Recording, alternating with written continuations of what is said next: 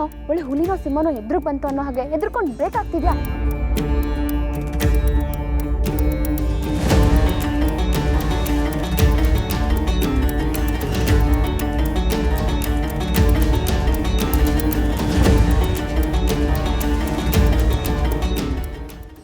ಹುಲಿನ ಸಿಂಹನ ಅಂತ ಕನ್ಫ್ಯೂಸ್ ಆಗ್ಬೇಡವ ಪಿಂಕಿ.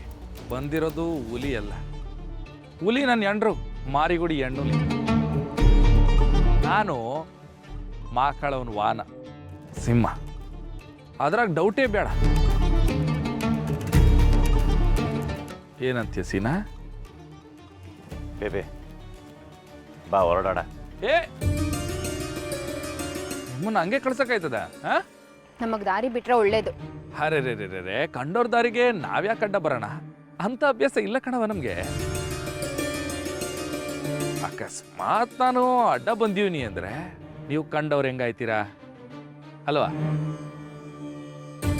ನೀವು ನಮ್ಮೋರು, ನಾವು ನಿಮ್ಮೋರು. ಅಂದ್ರೆ ಅದೇನಂದ್ರೆ, ನೀವು ಬೇರೆ ನಮ್ಮ ಮನೆಗಂಟ ಬಂದು ಮದುವೆ ಕಾರ್ಡ್ ಕೊಟ್ಬಿಟ್ಟು ನಿಮ್ಮ ಹೆಸರು ನಮ್ಮ ಮನದಾಗಿಲ್ಲ, ನೀವು ಮದುವೆಗೆ ಬರಬೇಡಿ, ನಿಮ್ಮ ದಮ್ಮಯ್ಯ ಅಂತ ಹೇಳ್ಬಿಟ್ಟು ಹೊಂಟೋದ್ರಲ್ಲ, ನಾವು ನಿಮ್ಮನ್ನ ಹಂಗೆ ಕಳಿಸ್ಕೊಟ್ಬಿಟ್ಟು. ಅಂದರೆ ಬರಿಗೈನ ಕಳಿಸ್ಬಿಟ್ವಲ್ಲ ಅಂತ ನಂಗೆ ಸಾನೇ ನೋವು.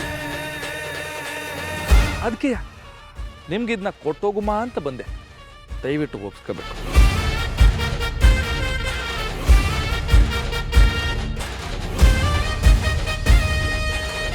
ಅರೆ ರೇ ರೇ ಯಾಕೆ ಭಯ ಪಡ್ತಿದ್ದೀರಾ?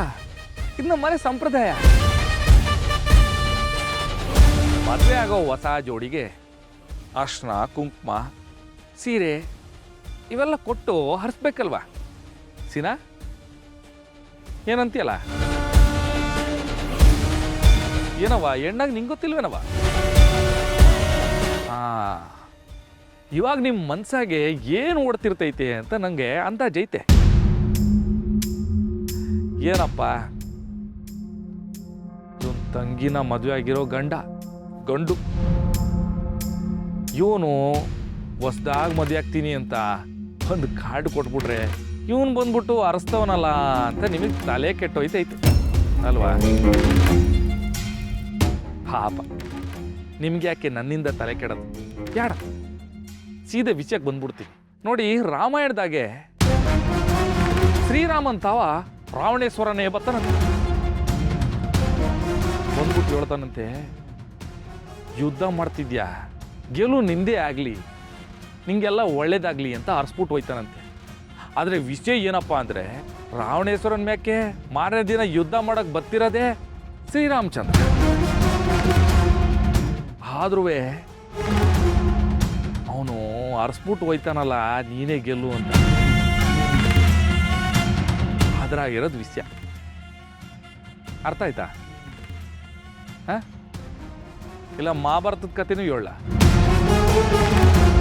ಪಾಪ ನನ್ನಿಂದ ನೀವು ಯಾಕೆ ತಲೆ ಕೆಡಿಸ್ಕೊಳ್ಳೋದು? ಬೇಡ ಬಿಡಿ, ನಾ ಬುಡ್ಸಿ ಹೇಳ್ಬಿಡ್ತೀನಿ.